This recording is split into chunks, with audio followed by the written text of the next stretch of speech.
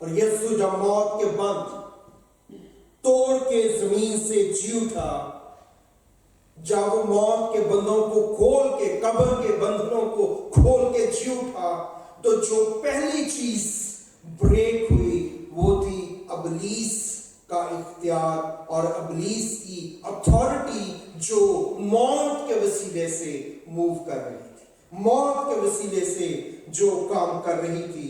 اس لیے جب یسوع جی اٹھا تو اس نے کیا کہا؟ موت فتح کا لقمہ، اے موت تیری فتح کہاں رہی، اے موت تیرا ڈنگ کہاں رہا، وہ ختم ہو گیا ہے۔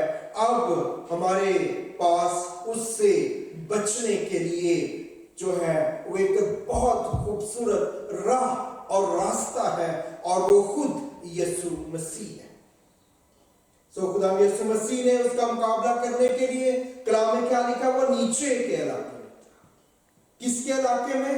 موت کے علاقے میں اتر کے اس نے موت کو شکست دی، تاکہ موت اپنی موت مر جائے اور یسوع زندگی لے کے اٹھے، اور پھر جو اس کے ساتھ اٹیچ ہو وہ زندگی، بلکہ ہمیشہ کی زندگی، ابدی زندگی، کثرت کی زندگی پائے۔ ایسی زندگی جو ختم نہیں ہوگی، ایسی زندگی جس کا کوئی اینڈ نہیں ہوگا۔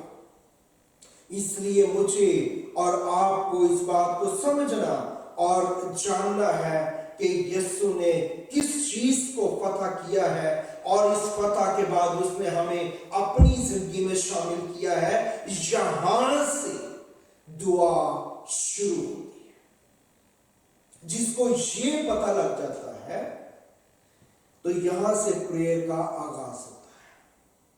اگر کسی کو ان بنیادی چیزوں کا پتہ نہیں ہے، یسوع کیوں زمین پہ ہے، کیوں اس نے جسم دیا، کیا کیا کہ اس نے پلیز کیا، نیچے کے علاقے میں جا کے کیا کیا، تو پھر ہم دعا کرتے ہیں تو یہ رٹی رٹائی دعائیں ہیں، سیکھی ہیں کہ کرنی چاہیے تو کر لیتے ہیں۔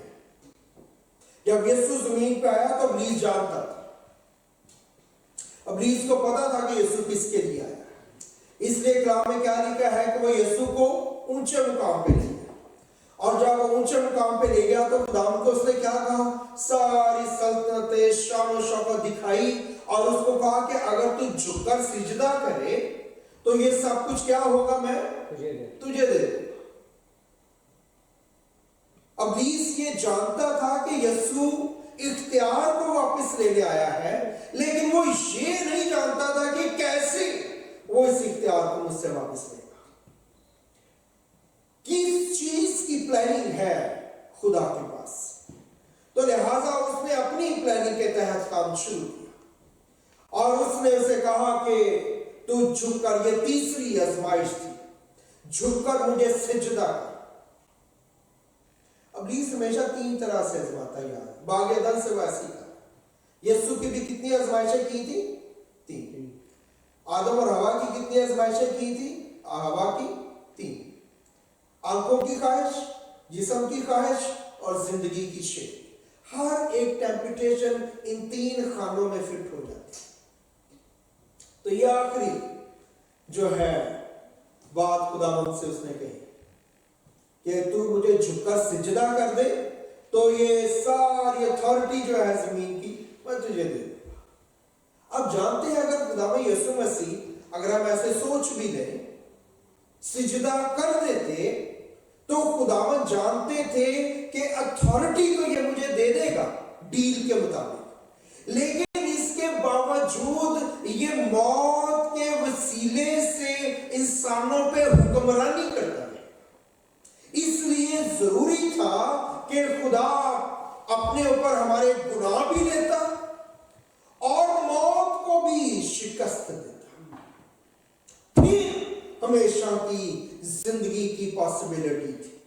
اگر ایسا نہ ہو پاتا تو انسان جو ہے وہ راندہ درگاہ ہی رہتا اور وہ کبھی کسی جگہ پہنچ نہ پاتا۔ اس لیے خدا یسوع مسیح جب مردوں میں سے جی اٹھے تو جی اٹھنے کے بعد انہوں نے کیا کہا کہ آسمان اور زمین کا اختیار مجھے دیا گیا ہے، جب تک خداوند یسوع مسیح مردوں میں سے جی نہیں ہوئے، اس سے پہلے انہوں نے کبھی یہ دعویٰ نہیں کیا کہ زمین کا سارا اختیار میرے پاس ہے. He never